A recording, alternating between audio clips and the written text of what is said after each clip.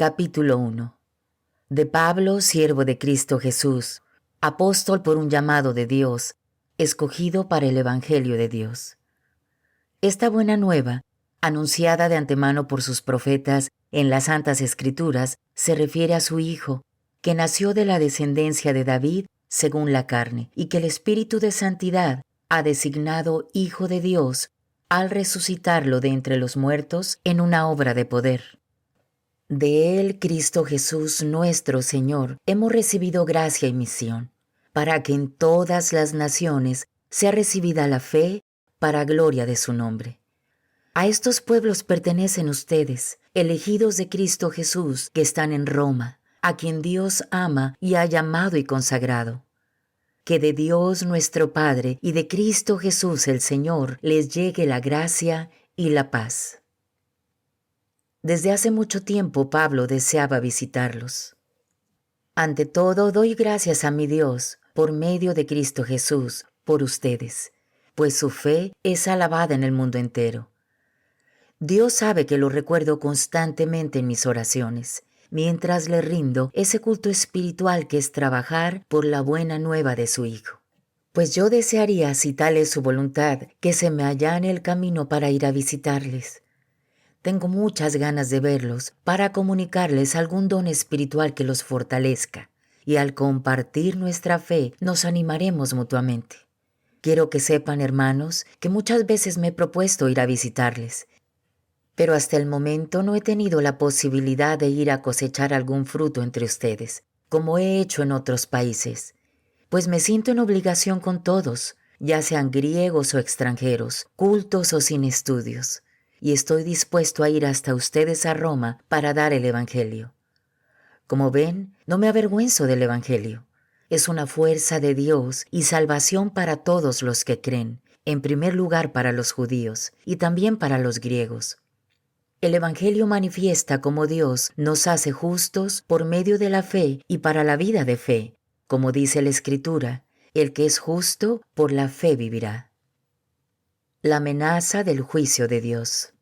Desde el cielo nos amenaza la indignación de Dios por todas las maldades e injusticias de aquellos que sofocan la verdad con el mal. Todo lo que se puede conocer de Dios lo tienen ante sus ojos, pues Dios se los manifestó. Lo que Él es y que no podemos ver ha pasado a ser visible gracias a la creación del universo, y por sus obras captamos algo de su eternidad, de su poder y de su divinidad. De modo que no tienen disculpa. A pesar de que conocían a Dios, no le rindieron honores ni le dieron gracias como corresponde. Al contrario, se perdieron en sus razonamientos y su conciencia cegada se convirtió en tinieblas. Creyéndose sabios, se volvieron necios. Incluso reemplazaron al Dios de la gloria, al Dios incorruptible, con imágenes de todo lo pasajero. Imágenes de hombres, de aves, de animales y reptiles. Por eso Dios los abandonó a sus pasiones secretas, se entregaron a la impureza y deshonraron sus propios cuerpos. Cambiaron la verdad de Dios por la mentira. Adoraron y sirvieron a seres creados en lugar del Creador, que es bendecido por todos los siglos. Amén. Por esto Dios dejó que fueran presa de pasiones vergonzosas. Ahora sus mujeres cambian las relaciones sexuales normales por relaciones contra la naturaleza. Los hombres, asimismo, dejan la relación natural con la mujer y se apasionan los unos por los otros. Practican torpezas varones con varones y así reciben en su propia persona el castigo merecido por su aberración.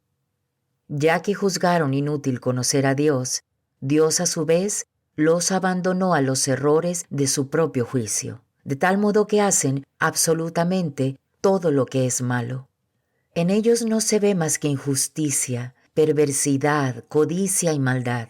Rebosan de envidia, crímenes, peleas, engaños, mala fe, chismes y calumnias. Desafían a Dios. Son altaneros, orgullosos, farsantes, hábiles para lo malo y no obedecen a sus padres. Son insensatos, desleales, sin amor, despiadados. Conocen las sentencias de Dios y saben que son dignos de muerte quienes obran de esa forma. Pero no solamente lo hacen, sino que aprueban a los que actúan de igual modo. Capítulo 2. Los judíos también deben temer el juicio de Dios. Por lo tanto, amigo mío, si eres capaz de juzgar ya no tienes disculpa. Te condenas a ti mismo cuando juzgas a los demás, pues tú haces lo que estás condenando. Nos parece bien que Dios condene a los que hacen tales cosas, pero tú haces lo mismo. ¿Piensas que escaparás del juicio de Dios porque tanto tú como Él condenan a los demás? Esto sería aprovecharte de Dios y de su inmensa bondad, paciencia y comprensión, y no ver que esa bondad te quiere llevar a la conversión. Si tu corazón se endurece y te niegas a cambiar, te estás preparando para ti mismo un gran castigo para el día del juicio, cuando Dios se presente como justo juez. Él pagará a cada uno de acuerdo con sus obras, dará vida eterna a quien haya seguido el camino de la gloria, del honor y la inmortalidad, siendo constante en hacer el bien. Y en cambio, habrá sentencia de reprobación para quienes no han seguido la verdad, sino más bien la injusticia. Habrá sufrimientos y angustias para todos los seres humanos que hayan hecho el mal, en primer lugar para el judío y también para el griego. La gloria, en cambio, el honor y la paz serán para todos los que han hecho el bien, en primer lugar para el judío y también para el griego, porque Dios no hace distinción de personas. Cada uno es juzgado por su conciencia. Quienes pecaron sin conocer la ley serán eliminados sin que se hable de la ley, y los que pecaron conociendo la ley serán juzgados por la ley. Porque no son justos ante Dios los que escuchan la ley, sino los que la cumplen. Cuando los paganos, que no tienen ley, cumplen naturalmente lo que manda la ley, están escribiendo ellos mismos esa ley que no tienen, y así demuestran que las exigencias de la ley están grabadas en sus corazones. Serán juzgados por su propia conciencia, y los acusará o los aprobará su propia razón, el día en que Dios juzgue lo más íntimo de las personas por medio de Jesucristo. Es lo que dice mi Evangelio. Porque mira, tú eres judío y te apoyas en la ley y te sientes orgulloso de tu Dios. Conoces su voluntad porque la ley te la enseñó y sabes cómo actuar según las circunstancias. Tú te crees guía de ciegos, luz en la oscuridad, maestro de los que no saben, el que enseña a niños chicos y posees en la ley todo lo esencial y las normas del conocimiento y de la verdad. Pues bien, tú que enseñas a los demás, ¿por qué no te instruyes a ti mismo? Dices que no hay que robar y tú robas. Dices que no se debe engañar a la propia esposa y tú lo haces. Afirmas que aborreces a los ídolos, pero robas en sus templos. Te sientes orgulloso de la ley, pero pasas por encima de ella, de tal manera que deshonras a tu Dios. Ya lo dice la Escritura. Ustedes son causa de que los paganos insulten el nombre de Dios. La circuncisión te sirve si cumples la ley, pero si no la cumples, te colocas entre los que no están circuncidados. Por el contrario, si uno de ellos cumple los mandatos de la ley, será considerado exactamente como un circuncidado. El que cumple la ley, sin estar marcado físicamente con la circuncisión, podrá juzgarte a ti, que eres infiel a la ley, a pesar de que tienes a la vez la circuncisión y la ley. Porque lo que a uno lo hace judío no es algo exterior, y la circuncisión real no es la que está hecha en el cuerpo. Ser judío es una realidad íntima, y la circuncisión debe ser la del corazón, obra espiritual y no cuestión de leyes escritas. No es algo que puedan valorar los hombres, sino solo Dios.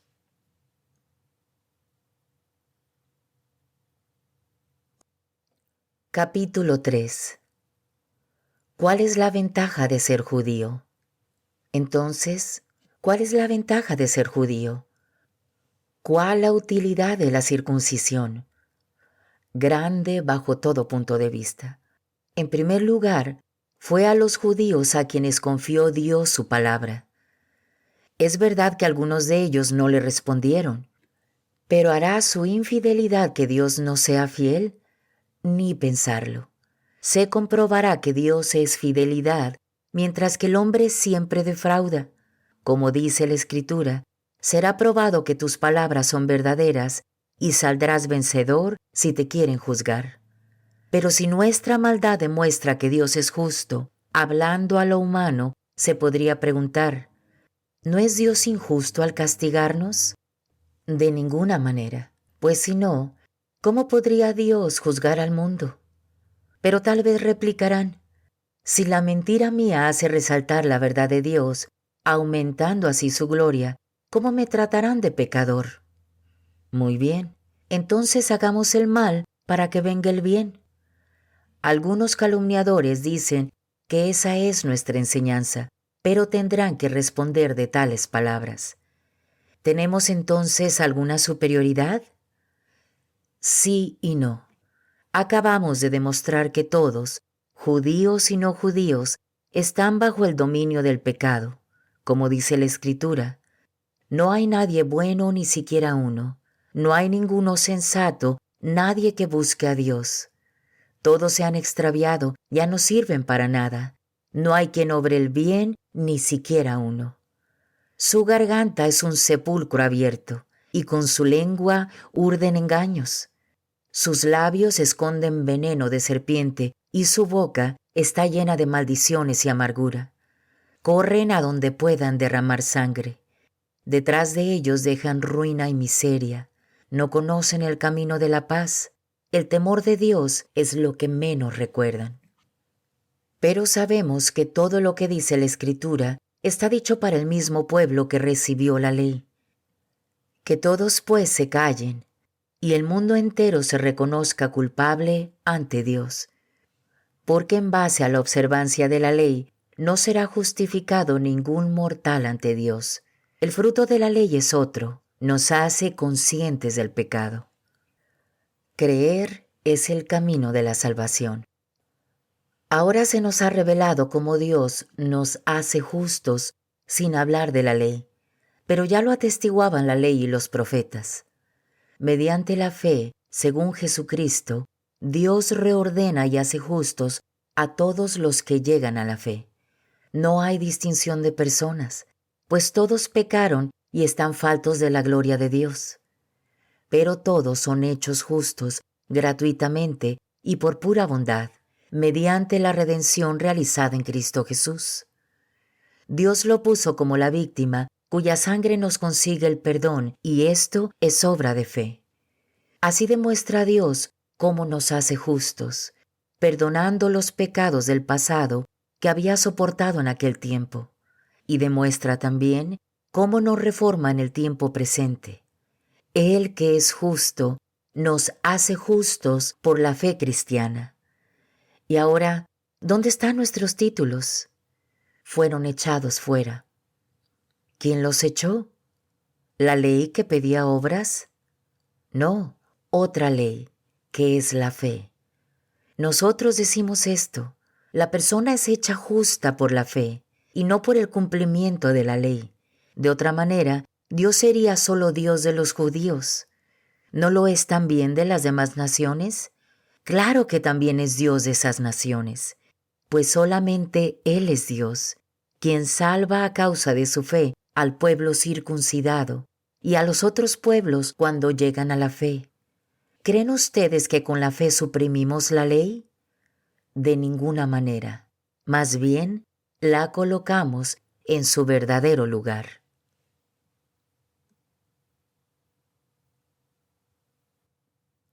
Capítulo 4.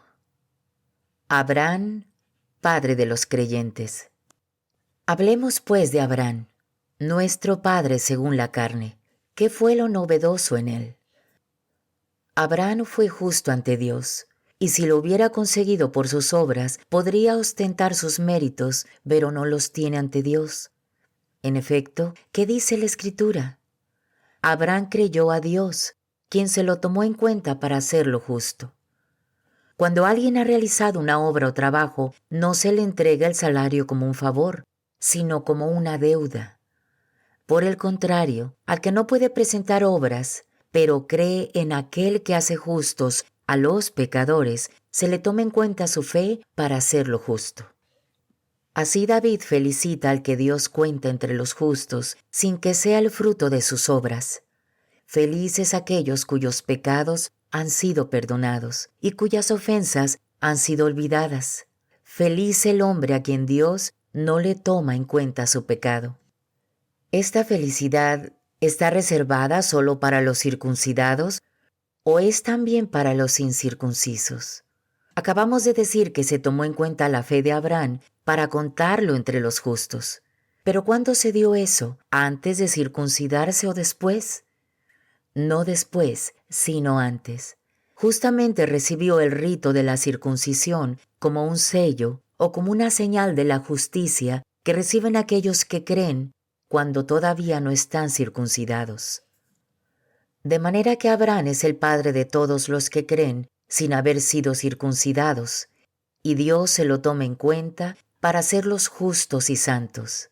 Y también es el padre del pueblo judío, con tal que no se contenten con la circuncisión, sino que sigan además las huellas de nuestro padre Abraham, que creyó cuando todavía no estaba circuncidado. Es fácil ver que la promesa hecha por Dios a Abraham, o más bien a su descendencia, de que el mundo le pertenecería, no era fruto de la ley, sino de la nueva justicia que procura la fe. Si debiéramos cumplir la ley para conseguir la promesa, la fe ya no tendría sentido, y la promesa también se quedaría en nada, pues la ley solamente trae condena. Ley y transgresión van juntas. Por eso la fe es el camino y todo es don. De este modo, la promesa de Abraham queda asegurada para toda su raza, no solo para sus hijos según la ley, sino también para aquellos que por la fe son hijos suyos. Abraham es el padre de todos nosotros, como dice la Escritura. Te hago padre de muchas naciones, y llegó a serlo cuando creyó en aquel que da vida a los muertos y llama a existir lo que aún no existe. Abraham creyó y esperó contra toda esperanza, llegando a ser padre de muchas naciones, según le habían dicho. Mira cuán numerosos serán tus descendientes. No vaciló en su fe, olvidando que su cuerpo ya no podía dar vida. Tenía entonces unos 100 años, y que su esposa Sara ya no podía tener hijos. No dudó de la promesa de Dios, ni dejó de creer. Por el contrario, su fe le dio fuerzas y dio gloria a Dios, plenamente convencido de que cuando Dios promete algo, tiene poder para cumplirlo. Y Dios tomó en cuenta esa fe para hacerlo justo. Se le tomó en cuenta su fe. Estas palabras de la Escritura no solo van dirigidas a Él, sino también a nosotros. Se nos tomará en cuenta nuestra fe en aquel que resucitó de entre los muertos, a Jesús nuestro Señor. Si bien fue entregado por nuestros pecados, fue resucitado para que entráramos a la vida justa.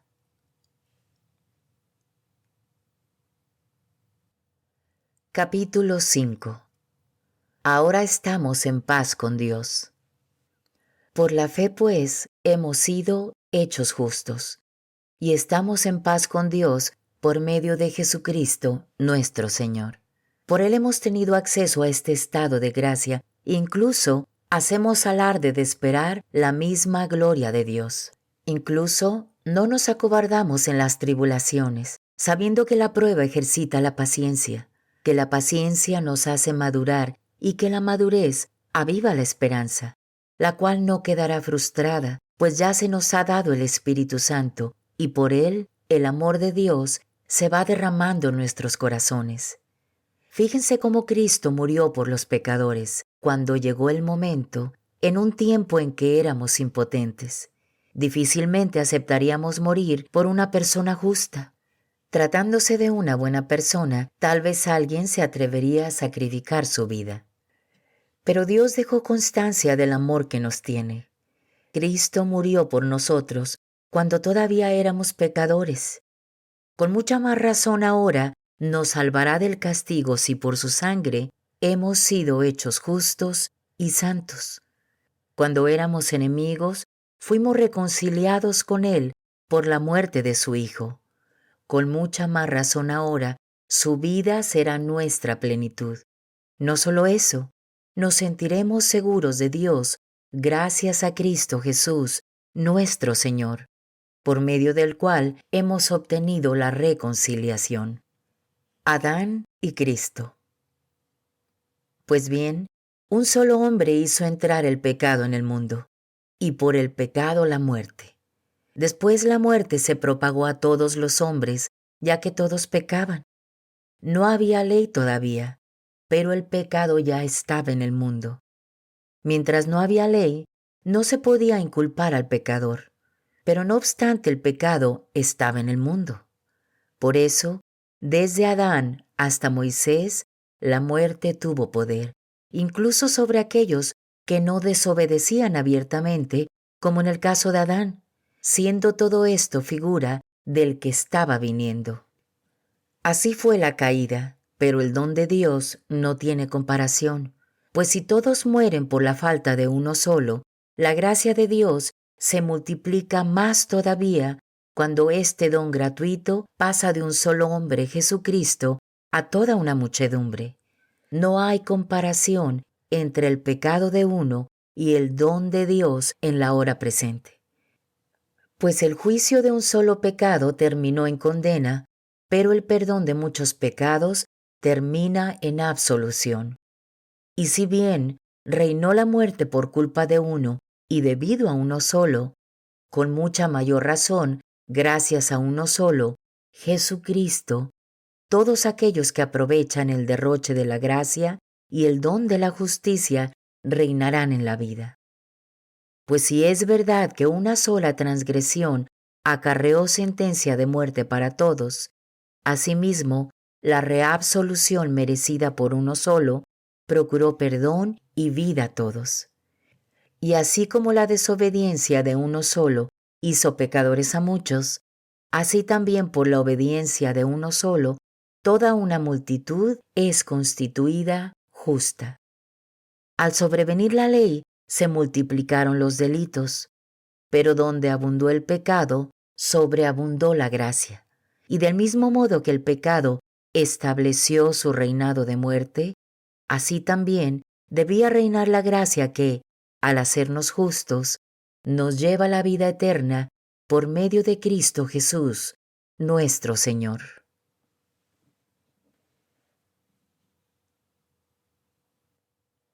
Capítulo 6. Por el bautismo hemos muerto con Cristo. ¿Qué conclusión sacaremos? ¿Continuaremos pecando para que la gracia venga más abundante? Por supuesto que no. Si hemos muerto al pecado, ¿cómo volveremos a vivir en él? ¿No saben que todos nosotros, al ser bautizados en Cristo Jesús, hemos sido sumergidos en su muerte? Por este bautismo en su muerte fuimos sepultados con Cristo, y así como Cristo fue resucitado de entre los muertos por la gloria del Padre, así también nosotros empezamos una vida nueva.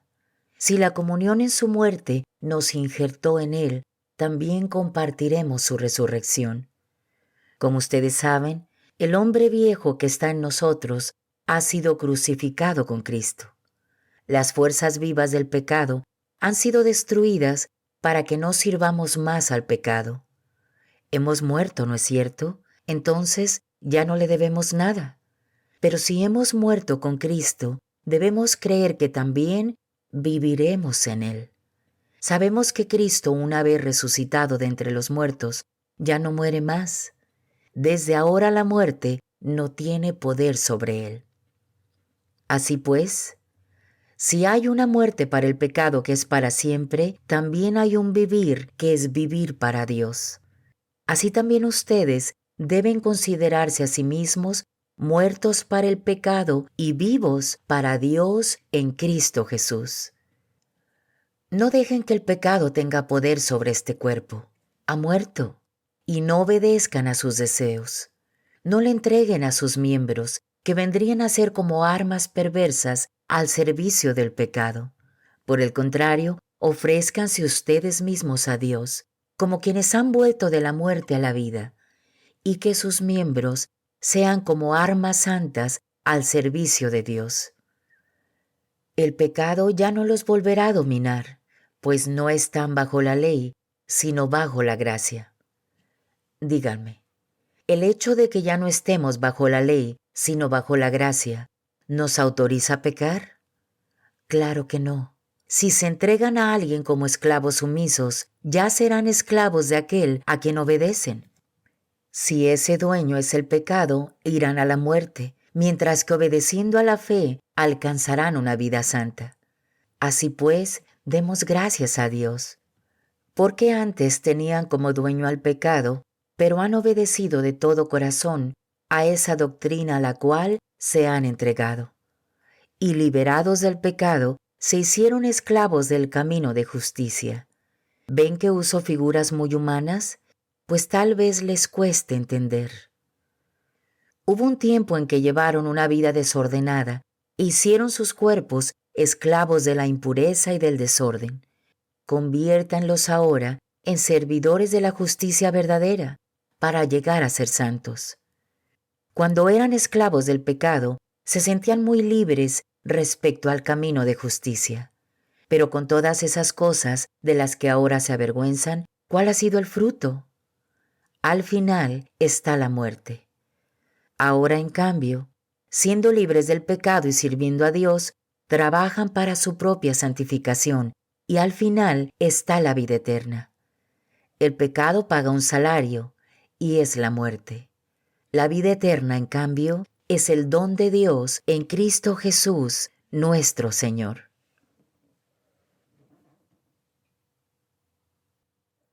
Capítulo 7. La religión judía no obliga a los cristianos. Les hablaré, hermanos, como a gente instruida en la ley. Ustedes saben que la ley tiene autoridad sobre las personas solamente mientras viven. La mujer casada, por ejemplo, está ligada por ley a su marido mientras éste vive. En cuanto muere el marido, ya no tiene obligaciones hacia él. Mientras éste vivía, cometía un adulterio entregándose a otro. Pero muerto el esposo, queda libre de sus deberes, y si se entrega a otro hombre, no será un adulterio. Lo mismo pasa con ustedes, hermanos, pues han muerto a la ley en la persona de Cristo, y han pasado a pertenecer a otro, al que resucitó de entre los muertos, a fin de que diéramos fruto para Dios. Cuando no éramos más que carne, la ley estimulaba las pasiones propias del pecado, que actuaban en nuestro cuerpo, produciendo frutos de muerte. Pero ahora hemos muerto a lo que nos tenía aprisionados, y la ley ya no vale para nosotros. Ya no estamos sirviendo a una ley escrita, cosa propia del pasado, sino al Espíritu. Esto es lo nuevo. ¿Qué significa esto? ¿Que la ley es pecado? De ninguna manera. Pero yo no habría conocido el pecado si no fuera por la ley. Yo no tendría conciencia de lo que es codiciar si la ley no me hubiera dicho, no codiciarás. El pecado encontró ahí su oportunidad y se aprovechó del precepto para despertar en mí toda suerte de codicias, mientras que sin ley el pecado es cosa muerta. Hubo un tiempo en que no había ley y yo vivía, pero llegó el precepto, dio vida al pecado y yo morí. Así pues, el precepto que había sido dado para la vida me trajo la muerte. El pecado se aprovechó del precepto y me engañó, para que después el precepto me causara la muerte. Pero la ley es santa y también es santo, justo y bueno el precepto. ¿Será posible que algo bueno produzca en mí la muerte? En absoluto. Esto viene del pecado. Y se ve mejor lo que es el pecado cuando se vale de algo bueno para producir en mí la muerte. Gracias al precepto, el pecado deja de ver toda la maldad que lleva en sí. Triste situación del que conoce la ley y no a Cristo. Sabemos que la ley es espiritual, pero yo soy hombre de carne y vendido al pecado. No entiendo mis propios actos. No hago lo que quiero y hago las cosas que detesto. Ahora bien, si hago lo que no quiero, reconozco que la ley es buena. No soy yo quien obra el mal, sino el pecado que habita en mí. Bien sé que el bien no habita en mí, quiero decir en mi carne. El querer está a mi alcance, el hacer el bien no. De hecho, no hago el bien que quiero, sino el mal que no quiero.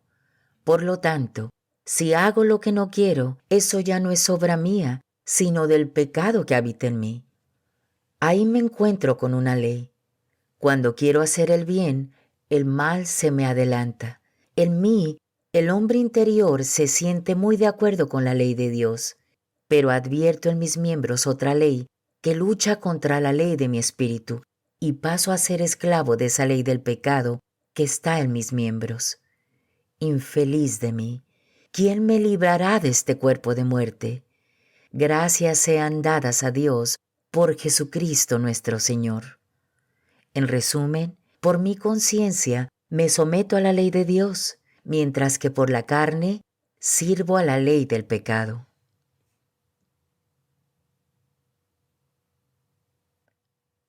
Capítulo 8. Hemos recibido el Espíritu. Ahora bien, esta condenación ya no existe para los que viven en Cristo Jesús. En Cristo Jesús, la ley del Espíritu de vida te ha liberado de la ley del pecado y de la muerte. Esto no lo podía hacer la ley, por cuanto la carne era débil y no le respondía. Dios entonces quiso que su propio Hijo llevara esa carne pecadora, lo envió para enfrentar al pecado y condenó el pecado en esa carne. Así en adelante, la perfección que buscaba la ley había de realizarse en los que no andamos por los caminos de la carne, sino por los del Espíritu. El Espíritu nos guía. Los que viven según la carne no piensan más que carne. Los que viven según el Espíritu buscan las cosas del Espíritu. Pero no hay sino muerte en lo que ansía la carne, mientras que el Espíritu anhela vida y paz. Los proyectos de la carne están en contra de Dios, pues la carne no se somete a la ley de Dios y ni siquiera puede someterse. Por eso los que viven según la carne no pueden agradar a Dios.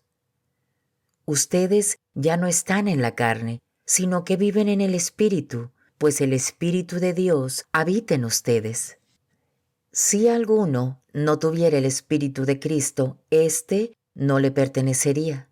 Pero Cristo está en ustedes, y aunque el cuerpo lleve en sí la muerte a consecuencia del pecado, el Espíritu es vida por haber sido santificado. Y si el Espíritu de aquel que resucitó a Cristo de entre los muertos está entre ustedes, el mismo que resucitó a Jesús de entre los muertos dará también vida a sus cuerpos mortales por medio de su Espíritu que habita en ustedes. Entonces, hermanos, no vivamos según la carne, pues no le debemos nada. Si viven según la carne, necesariamente morirán. Más bien, den muerte a las obras del cuerpo mediante el Espíritu, y vivirán. Todos aquellos a los que guía el Espíritu de Dios son hijos e hijas de Dios. Entonces, no vuelvan al miedo. Ustedes no recibieron un espíritu de esclavos, sino el espíritu propio de los hijos que nos permite gritar, Abba, o sea, Padre. El Espíritu asegura a nuestro espíritu que somos hijos de Dios. Siendo hijos, son también herederos. La herencia de Dios será nuestra y la compartiremos con Cristo. Y si hemos sufrido con Él, estaremos con Él también en la gloria. También el universo espera su redención. Estimo que los sufrimientos de la vida presente no se pueden comparar con la gloria que nos espera y que ha de manifestarse. El universo está inquieto, pues quiere ver lo que verdaderamente son los hijos e hijas de Dios. Pues si la creación está sometida a lo efímero, no es cosa suya, sino de aquel que le impuso este destino.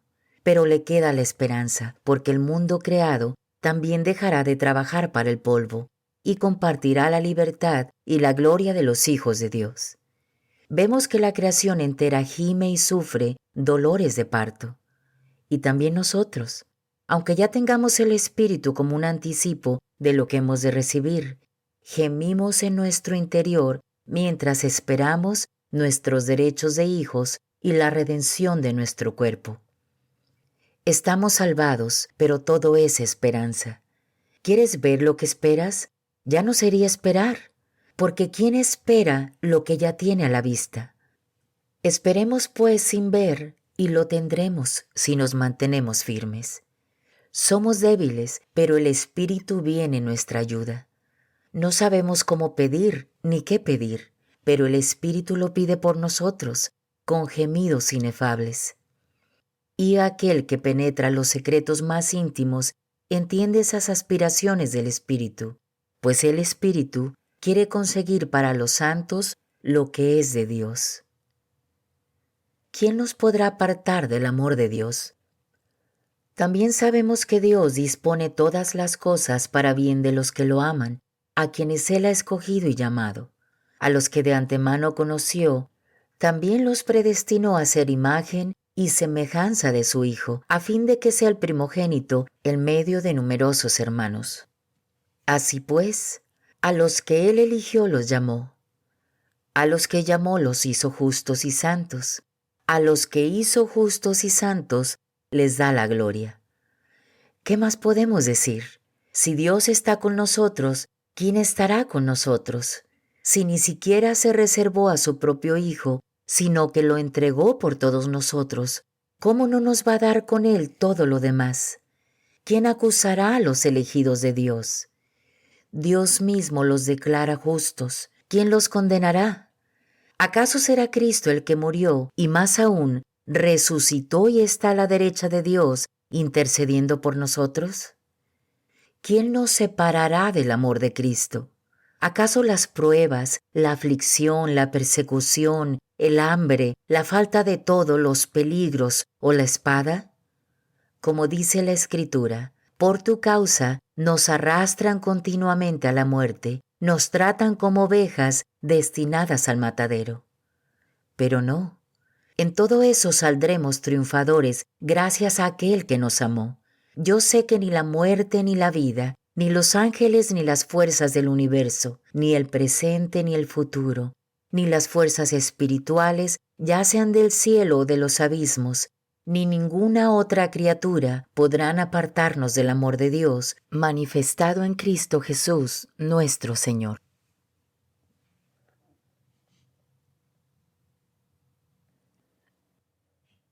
Capítulo 9. ¿Por qué no han creído los judíos? Quiero hablarles en Cristo. Todo será verdad y no miento, tal como mi conciencia me lo atestigua en el Espíritu Santo. Siento una tristeza muy grande y una pena continua, hasta el punto que desearía ser rechazado y alejado de Cristo en lugar de mis hermanos. Me refiero a los de mi raza. Ellos son los israelitas, a quienes Dios adoptó. Entre ellos descansa su gloria con las alianzas, el don de la ley, el culto y las promesas de Dios. Suyos son los grandes antepasados, y Cristo es uno de ellos según la carne, el que como Dios está también por encima de todo. Bendito sea por todos los siglos. Amén. No quiero hablar de un fracaso de las promesas de Dios, porque no todos los israelitas son Israel, como tampoco los descendientes de Abraham eran todos hijos suyos. Pues le fue dicho, los hijos de Isaac serán considerados tus descendientes, o sea, que no basta ser hijo suyo según la carne para ser hijo de Dios. La verdadera descendencia de Abraham son los hijos que le han nacido a raíz de la promesa de Dios. Y la promesa es esta: por este tiempo volveré y Sara tendrá ya un hijo. Fíjense también en el caso de Rebeca, esposa de nuestro padre Isaac, que estaba esperando mellizos. Como todavía no habían hecho ni bien ni mal, la elección de Dios era totalmente libre y todo dependía no de los méritos de alguno, sino de su propio llamado. Y fue entonces cuando se le dijo: el mayor servirá al más joven. La Escritura dice al respecto: elegí a Jacob y rechacé a Esaú. Dios no es injusto. ¿Diremos entonces que Dios es injusto? Claro que no. Dice sin embargo a Moisés: seré misericordioso con quien quiera serlo, y me compadeceré de quien quiera compadecerme. Debemos concluir que lo importante no es querer o llegar primero, sino que Dios tenga misericordia. En la Escritura dice a Faraón: te hice Faraón con el fin de manifestar en ti mi poder, y para que toda la tierra conozca mi nombre. Así que Dios usa de misericordia con quien quiera y endurece el corazón de quien quiere. Tú me vas a decir: Dios no tiene por qué reprocharme, dado que nadie puede oponerse a su voluntad. Pero amigo, ¿quién eres tú para pedir cuentas a Dios? ¿Acaso dirá la arcilla al que la modeló: ¿por qué me hiciste así? ¿No dispone el alfarero de su barro y hace con el mismo barro una vasija preciosa o una para el menaje? Dios ha aguantado con mucha paciencia vasijas que solamente merecían su ira y que después de hacerlas serían reducidas a pedazos. Con ellas quería manifestar su justicia y dar a conocer su poder. Asimismo, quiere manifestar las riquezas de su gloria con otras vasijas, las vasijas de la misericordia, que ha preparado de antemano para la gloria. Así nos ha llamado Dios, no solo de entre los judíos, sino también de entre los paganos. Lo dijo con el profeta Oseas: llamaré pueblo mío al que no es mi pueblo, y amada mía a la que no es mi amada. Así como se les dijo: ustedes no son mi pueblo, serán llamados hijos del Dios vivo. Respecto a Israel, Isaías dice sin vacilar: aunque los hijos de Israel fueran tan numerosos como la arena del mar, solo un resto se salvará. El Señor lo hará en esta tierra sin fallar y sin demora. También Isaías anunció: si el Señor de los ejércitos no nos hubiera dejado alguna descendencia, seríamos como Sodoma, parecidos a Gomorra. Entonces, ¿en qué quedamos? En que los paganos, que no buscaban el camino de justicia, lo encontraron. Hablo de la justicia que es fruto de la fe. Israel, en cambio, que buscaba en la ley un camino de justicia, no alcanzó la finalidad de la ley. ¿Y por qué? Porque se ataba a las observancias y no a la fe, y tropezaron con aquel, que es la piedra de tropiezo, como está escrito: mira que pongo en Sión una piedra para tropezar, una roca que hace caer, pero el que crea en él no será confundido.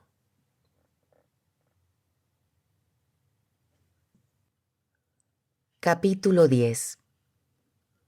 Los judíos quisieron ser justos por sí mismos. Hermanos, deseo de todo corazón y pido a Dios que los judíos se salven. Declaro en su favor que sienten celo por el servicio de Dios, pero en una forma equivocada. No entienden cómo Dios nos da la verdadera justicia y se empeñan en construir la suya, y por esta razón no hicieron caso del camino de Dios, porque la ley lleva a Cristo, y es entonces cuando por la fe se llega a ser justo. Moisés habla de ser justo en base a la ley, pues escribe: quien la cumpla hallará por ella la vida. Pero hay otra justicia que es fruto de la fe, y dice así: no digas en tu corazón: ¿quién subirá al cielo? Era una manera de decir que Cristo bajaría de allí. Y luego: ¿quién bajará al abismo? Es una manera de decir que Cristo subiría de entre los muertos. Y luego se dice: muy cerca de ti está la palabra, ya está en tus labios y en tu corazón. Ahí tiene nuestro mensaje y es la fe. Porque te salvarás si confiesas con tu boca que Jesús es Señor y crees en tu corazón que Dios lo resucitó de entre los muertos. La fe del corazón te procura la justicia, y tu boca que lo proclama te consigue la salvación. La Escritura ya lo dijo: el que cree en Él no será defraudado. Así que no hay diferencia entre judío y griego. Todos tienen el mismo Señor, que es muy generoso con todo el que lo invoca, porque todo el que invoque el nombre del Señor se salvará. Pero ¿cómo invocarán al Señor sin haber creído en Él? ¿Y cómo podrán creer si no han oído hablar de Él? ¿Y cómo oirán si no hay quien lo proclame? ¿Y cómo lo proclamarán si no son enviados? Como dice la Escritura: qué bienvenidos los pies de los que traen buenas noticias. Pero es un hecho que no todos aceptaron la buena noticia. Como decía Isaías, Señor, ¿quién nos ha escuchado y ha creído? Así pues, la fe nace de una proclamación, y lo que se proclama es el mensaje cristiano. Me pregunto, ¿será porque no oyeron? Claro que oyeron. Esta voz resonó en toda la tierra, y sus palabras se oyeron hasta en el último rincón del mundo. Y sigo preguntando, ¿cómo puede ser que Israel no entendiera? Y de inmediato Moisés nos dice, yo haré que te pongas celoso de una nación que ni siquiera es nación. Excitaré tu enojo contra una nación insensata. Isaías luego se atreve a decir, fui hallado por los que no me buscaban y me manifesté a quienes no preguntaban por mí. Pero añade y se refiere a Israel, todo el día extendí mis manos hacia un pueblo desobediente y rebelde.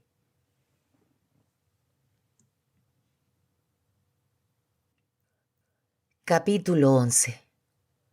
Un resto de Israel se ha salvado.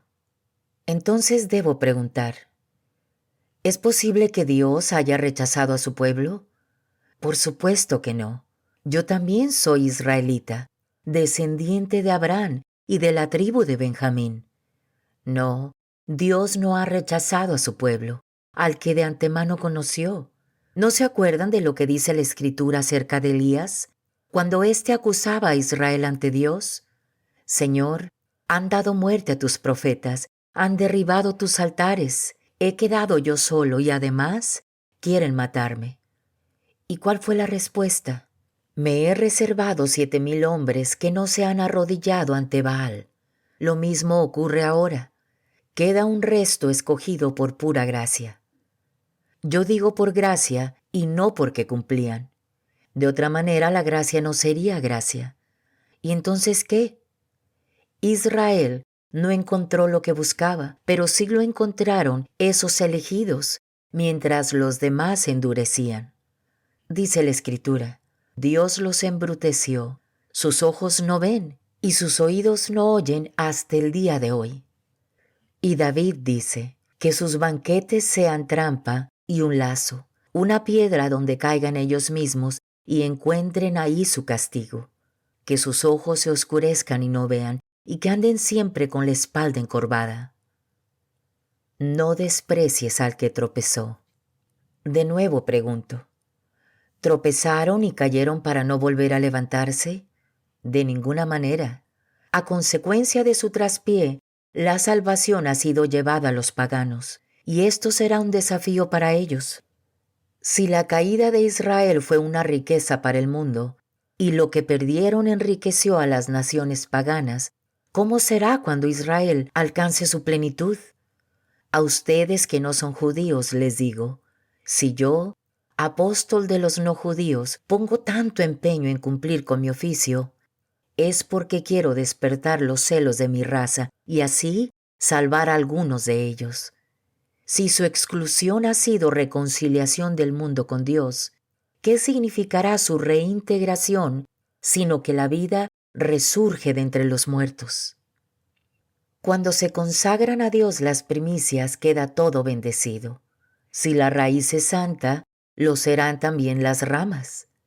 ¿Ves que algunas ramas han sido cortadas, mientras que a ti te tomaron de un olivo silvestre para injertarte en el árbol bueno de ellos, beneficiándote así de la raíz y de la savia del olivo?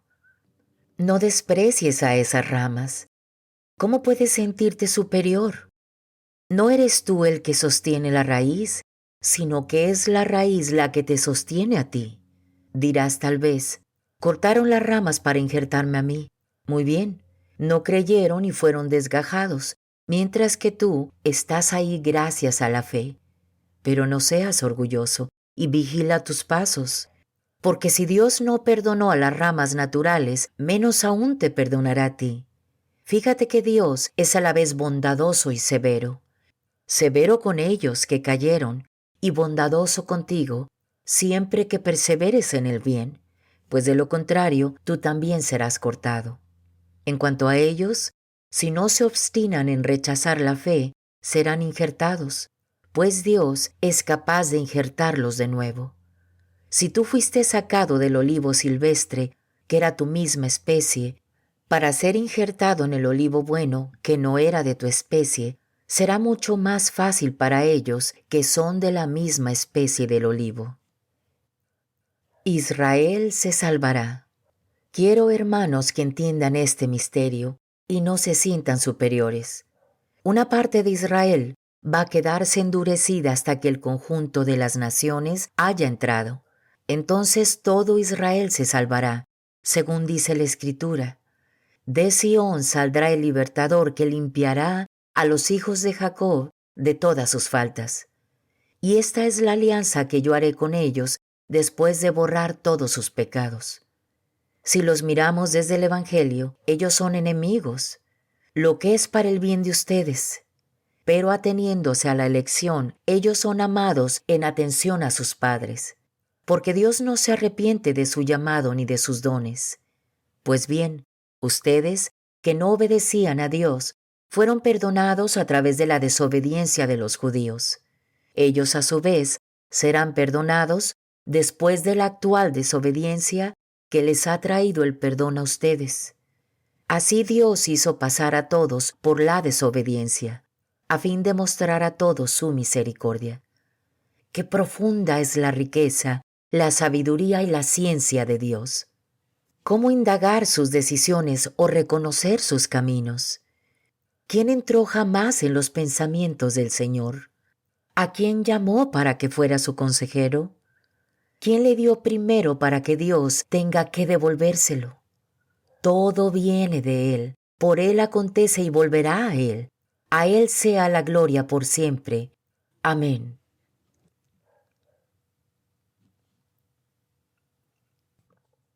Capítulo 12. La vida cristiana. Tener en cuenta a los demás. Les ruego pues, hermanos, por la gran ternura de Dios, que le ofrezcan su propia persona como un sacrificio vivo y santo, capaz de agradarle. Este culto conviene a criaturas que tienen juicio. No sigan la corriente del mundo en que vivimos, sino más bien transfórmense a partir de una renovación interior. Así sabrán distinguir cuál es la voluntad de Dios, lo que es bueno, lo que le agrada, lo que es perfecto. La gracia que Dios me ha dado me autoriza a decirles a todos y cada uno de ustedes que no se entrometen en cualquier cosa, sino que aspiren a lo que se debe buscar. Que cada uno actúe sabiamente según el carisma que Dios le ha entregado. Miren cuántas partes tiene nuestro cuerpo, y es uno, aunque las distintas partes no desempeñan la misma función. Así también nosotros formamos un solo cuerpo en Cristo. Dependemos unos de otros y tenemos carismas diferentes según el don que hemos recibido. Si eres profeta, transmite el conocimiento que se te da. Si eres diácono, cumple tu misión. Si eres maestro, enseña. Si eres predicador, sé capaz de animar a los demás. Si te corresponde dar, da con la mano abierta. Si eres dirigente, actúa con dedicación. Si ayudas a los que sufren, muéstrate sonriente. La vida cristiana, el amor. Que el amor sea sincero. Aborrezcan el mal y procuren todo lo bueno. Que entre ustedes el amor fraterno sea verdadero cariño y adelántense al otro en el respeto mutuo. Sean diligentes y no flojos. Sean fervorosos en el espíritu y sirvan al Señor. Tengan esperanza y sean alegres. Sean pacientes en las pruebas y oren sin cesar. Compartan con los hermanos necesitados y sepan acoger a los que estén de paso. Bendigan a quienes los persigan. Bendigan y no maldigan. Alégrense con los que están alegres, lloren con los que lloran. Vivan en armonía unos con otros. No busquen grandezas y vayan a lo humilde. No se tengan por sabios. No devuelvan a nadie mal por mal, y que todos puedan apreciar sus buenas disposiciones. Hagan todo lo posible para vivir en paz con todos. Hermanos, No se tomen la justicia por su cuenta, dejen que sea Dios quien castigue, como dice la Escritura. Mía es la venganza, yo daré lo que se merece, dice el Señor. Y añade, si tu enemigo tiene hambre, dale de comer.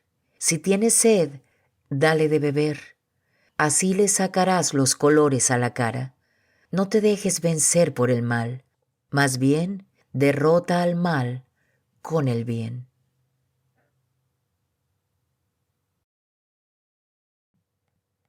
Capítulo 13. Obedecer a las autoridades. Cada uno en esta vida debe someterse a las autoridades, pues no hay autoridad que no venga de Dios, y los cargos públicos existen por la voluntad de Dios. Por lo tanto, el que se opone a la autoridad se rebela contra un decreto de Dios y tendrá que responder por esa rebeldía. No hay por qué temer a las autoridades cuando se obra bien, pero sí cuando se obra mal. ¿Quieres vivir sin tener miedo a las autoridades? Pórtate bien y te felicitarán.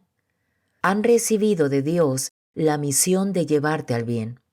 Y si te portas mal, témelas, pues no tienen las armas sin razón. También tienen misión de Dios para castigar a los malhechores. Así pues, hay que obedecer, pero no solamente por miedo al castigo, sino por deber de conciencia. Por la misma razón pagan los impuestos y deben considerar a quienes los cobran como funcionarios de Dios. Den pues a cada uno lo que le corresponde. El impuesto, si se le debe impuesto. Las tasas, si se le deben tasas. Obediencia, si corresponde obedecer. Respeto, si se le debe respeto. No tengan deuda alguna con nadie, fuera del amor mutuo que se deben, pues el que ama a su prójimo ya ha cumplido con la ley.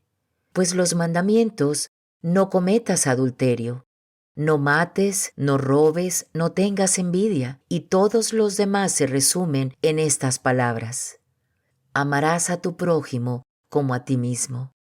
El amor no hace nada malo al prójimo. El amor, pues, es la ley perfecta. Hijos de la luz. Comprendan en qué tiempo estamos y que ya es hora de despertar. Nuestra salvación está ahora más cerca que cuando llegamos a la fe. La noche va muy avanzada y está cerca el día. Dejemos, pues, las obras propias de la oscuridad y revistámonos de una coraza de luz. Comportémonos con decencia como a plena luz. Nada de banquetes y borracheras, nada de lujuria y vicios, nada de pleitos y envidias. Más bien, revístanse del Señor Jesucristo y no se dejen arrastrar por la carne para satisfacer sus deseos.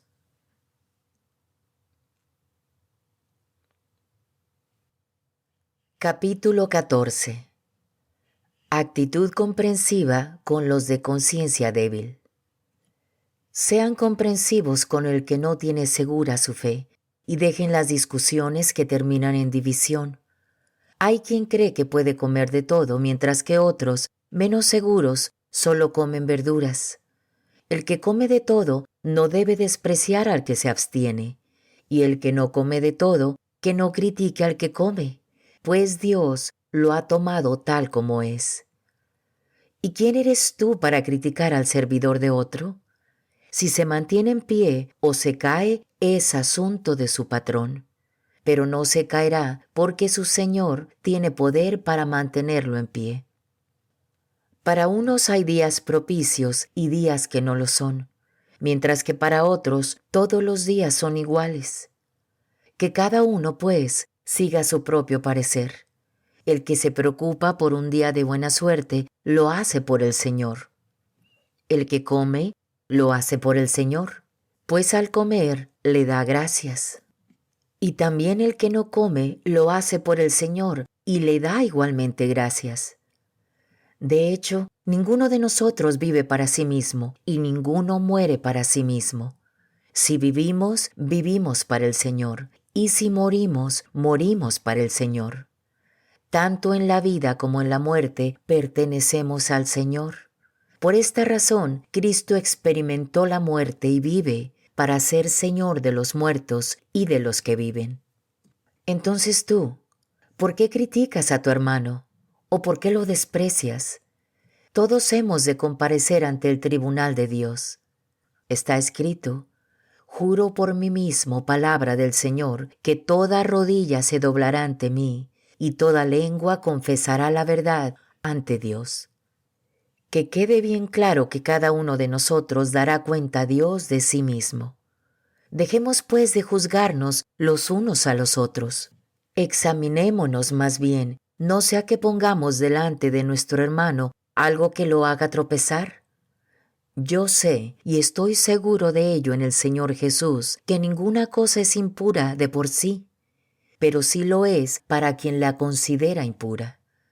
Entonces, si tú ofendes a tu hermano con lo que comes, ya no vives según el amor.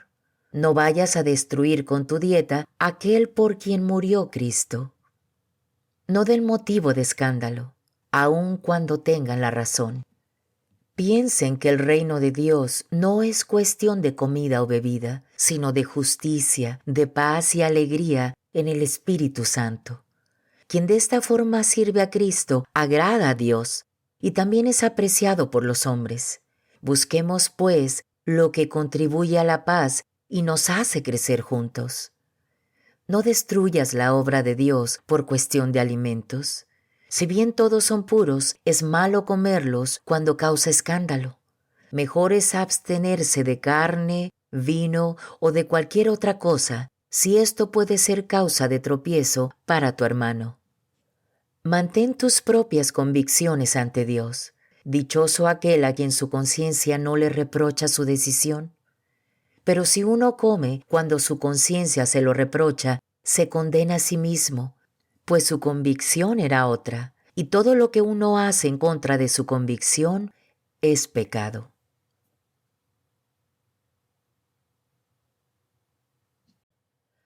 Capítulo 15. Nosotros, si realmente somos fuertes, debemos cargar con la debilidad de quienes no tienen esa fuerza y no buscar nuestro propio agrado. Que cada uno busque lo que agrada a su prójimo, ayudándole a crecer en el bien. El mismo Cristo no hizo lo que le agradaba, como dice la Escritura: los insultos de los que te insultaban cayeron sobre mí. Todas esas escrituras proféticas se escribieron para enseñanza nuestra, de modo que perseverando y teniendo el consuelo de las Escrituras, no nos falte esperanza. Que Dios, de quien procede toda perseverancia y consuelo, les conceda también a todos vivir en buen acuerdo, según el Espíritu de Cristo Jesús. Entonces ustedes, con un mismo corazón y una sola voz, alabarán a Dios, Padre de nuestro Señor Jesucristo.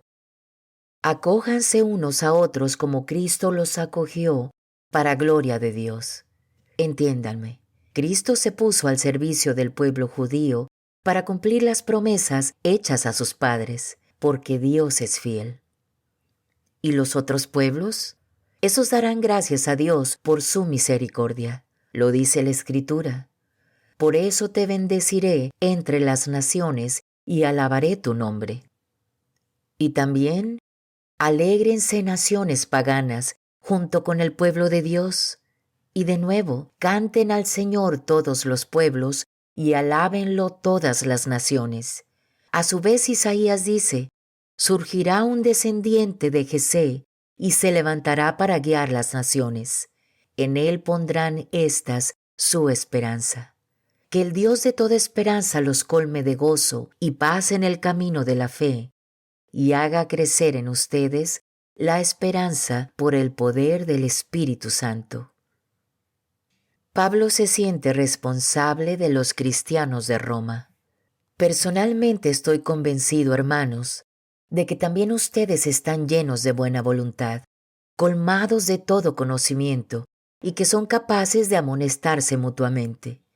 Sin embargo, me atreví a hablarles con franqueza para recordarles algunas cosas. Lo hago con la autoridad que Dios me dio cuando hizo de mí el ministro de Cristo Jesús entre las naciones paganas para el oficio sagrado del Evangelio de Dios, para hacer de esas naciones una ofrenda agradable a Dios, santificada por el Espíritu Santo. Por eso en las cosas de Dios tengo el orgullo que se puede tener en Cristo Jesús. Pero no me atrevería a hablar de otra cosa fuera de lo que Cristo ha hecho valiéndose de mí, para que los paganos reciban la fe, mis palabras y mis obras con cantidad de milagros y prodigios y el poder del Espíritu Santo.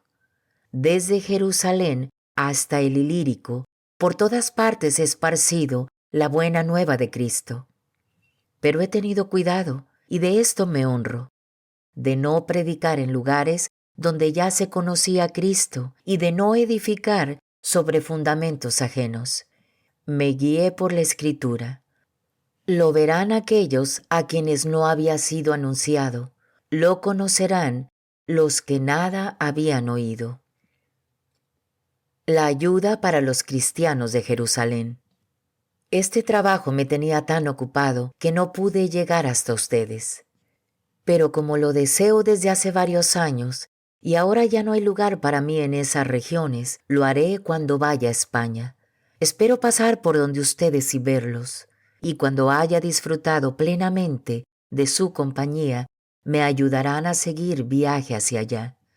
Ahora me dirijo a Jerusalén para asistir a esa comunidad, pues en Macedonia y Acaya les pareció bien hacer una colecta en favor de los pobres de la comunidad de Jerusalén. Quisieron hacerlo, y de hecho estaban en deuda con ellos, pues si han participado de los bienes espirituales de los judíos, es justo que los sirvan en lo material. Cuando haya cumplido este encargo y entregado las ayudas recibidas, me dirigiré a España pasando por donde ustedes, y sé muy bien que llegaré donde ustedes con toda la bendición de Cristo.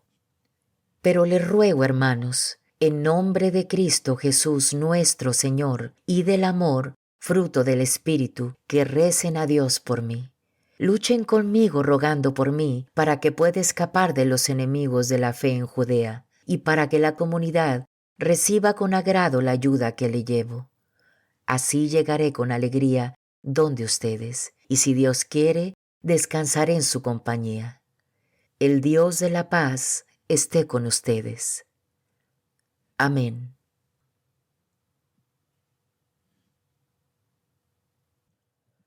Capítulo 16. Saludos. Les recomiendo a nuestra hermana Febe, diaconisa de la iglesia de Cencreas. Recíbanla bien, como debe hacerse entre cristianos y santos hermanos, y ayúdenla en todo lo que necesite, pues muchos están en deuda con ella y yo también. Saluden a Prisca y a Aquila, colaboradores míos en Cristo Jesús, que arriesgaron su vida para salvar la mía. Yo les estoy muy agradecido, y lo están también todas las iglesias del mundo pagano. Saluden también a la iglesia que se reúne en su casa. Saluden a mi querido Epéneto, el primer convertido cristiano en la provincia de Asia. Saluden a María, que ha hecho tanto por ustedes. Saluden a Andrónico y Junías, mis parientes y compañeros de cárcel. Son apóstoles muy conocidos y se entregaron a Cristo antes que yo. Saluden a Ampliato, a quien tanto quiero en el Señor. Saluden a Urbano, nuestro compañero de trabajo, y a mi querido amigo Estaquis. Saluden a Apeles, siempre firme en Cristo, y a la familia de Aristóbulo. Saluden a mi pariente Herodión y a los de la familia de Narciso que creen en el Señor.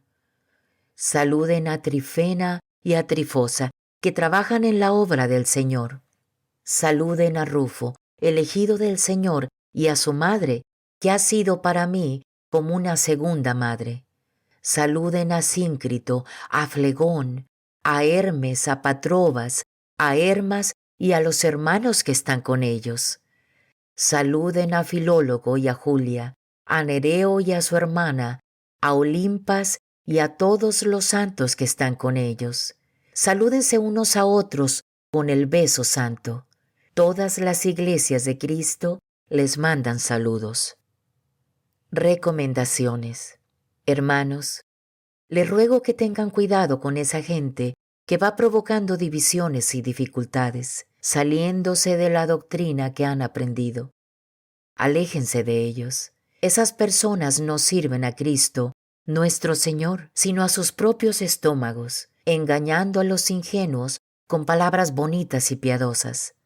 Todos saben que ustedes están muy abiertos a la fe, y eso me alegra. Pero quiero que sean ingeniosos para el bien y firmes contra el mal. El Dios de la paz aplastará pronto a Satanás y lo pondrá bajo sus pies. La gracia de Cristo Jesús nuestro Señor esté con ustedes. Timoteo, que está conmigo, les manda saludos, y también Lucio, Jasón y Sosípatro, parientes míos. Yo, Tercio, que he escrito esta carta, les saludo en el Señor. Los saluda Gayo, que me ha dado alojamiento y que presta también su casa para las reuniones de la iglesia. Los saludan Erasto, tesorero de la ciudad, y nuestro hermano Cuarto. Gloria sea dada al que tiene poder para afirmarlos en el Evangelio que anuncio y en la proclamación de Cristo Jesús. Pues está descubriendo el plan misterioso mantenido oculto desde tantos siglos, y que acaba de ser llevado a la luz mediante las escrituras proféticas. Esta es decisión del Dios eterno, y todas las naciones tendrán que aceptar la fe. A Dios, el único sabio, por medio de Cristo Jesús, a Él sea la gloria por siempre. Amén.